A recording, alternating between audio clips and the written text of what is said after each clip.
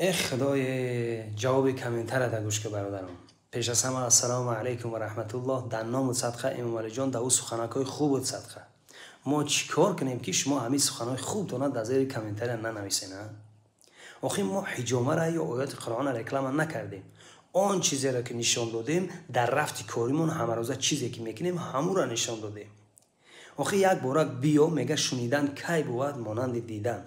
یک بار بیا از در ما که در آمدی، من برات میگم که مهمان که عطای کردگار است، جانها برای او نثار است. اندیشه ز لحظه های مردن، مهمان خدای خیش بودن. بیا با چشم سر بین، انا بعدن بگو برادرم. همین گپای نلازم چی لازم؟ میگه سخن دانسته گوی تا دوست را دشمن نگردانی، ز یک حرف ناتعامل آشنا بیگانه میگردد. به هم خاطر گپای نالازم چی لازم؟ در نام صدقه بیا بین انشاءالله بخت بهاته.